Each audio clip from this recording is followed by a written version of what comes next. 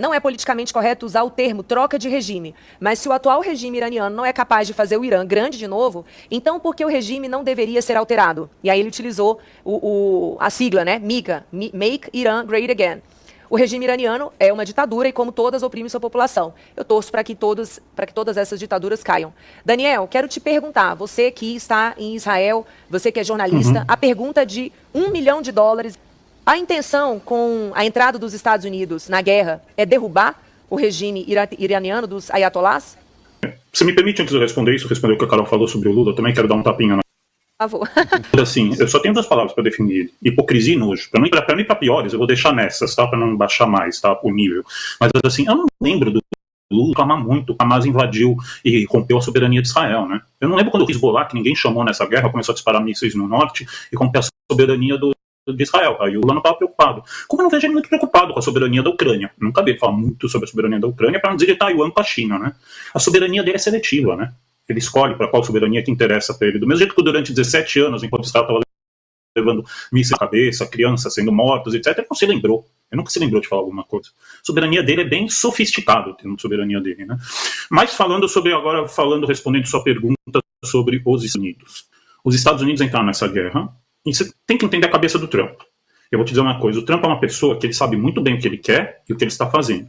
Entenda que quando ele, a primeira vez, anunciou negociações com... E eu não acho que ele seja nem trouxa, nem ignorante de achar que realmente o Irã ia abrir mão do programa nuclear dele. Todo mundo sabia disso.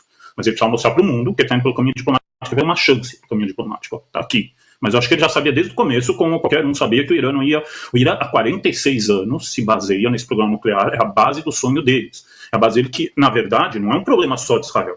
Aliás, o Israel é o mínimo, a gente já falou de Arábia Saudita, né, que o Irã adora de paixão, né, porque são sunitas, uma país sunita e ele é xiita, o Egito, todos esses que estão exteriormente também por questões diplomáticas ou para sua população dizendo, não, pera, nananana, mas no fundo estão adorando e aplaudindo o que Israel e os Estados Unidos estão fazendo.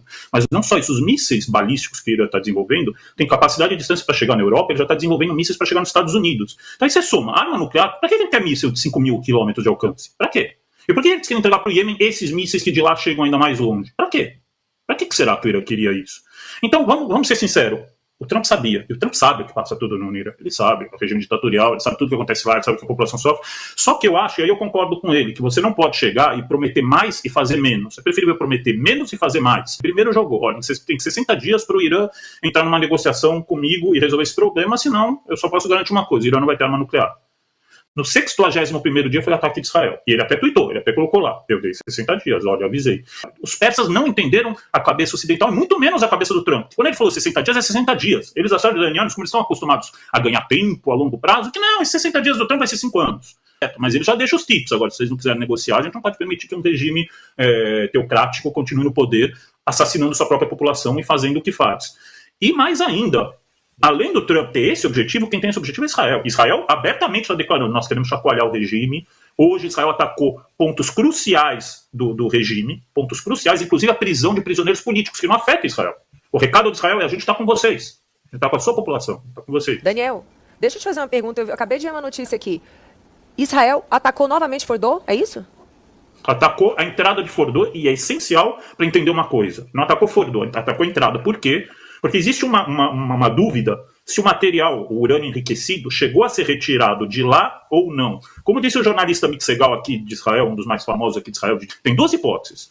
Porque foi chegado a ser visto caminhões, imagens de 2 dias antes do ataque dos Estados Unidos, caminhões ao redor de Fordo. Então, ou eles tiraram, ou está lá, né? Agora entenda, se tiraram, o programa nuclear do Irã foi atrasado 20 anos. Se continua lá, foi eliminado, porque ele não vai ter mais como enriquecer urânio e acabou. A importância disso. Então, o que acontece? Parece que Israel está entendendo, como tem muitas sugestões, que o urânio não chegou a ser retirado, a grande maioria não chegou e está soterrado lá embaixo. Então, o que Israel está fazendo, óbvio, a Guarda Revolucionária, todo mundo vai querer correr lá para retirar o urânio. Israel está destruindo todas as vias de acesso ao redor de Fordo para não deixar que os membros da Guarda Revolucionária, os membros do exército iraniano chegam e tenham acesso ao urânio lá.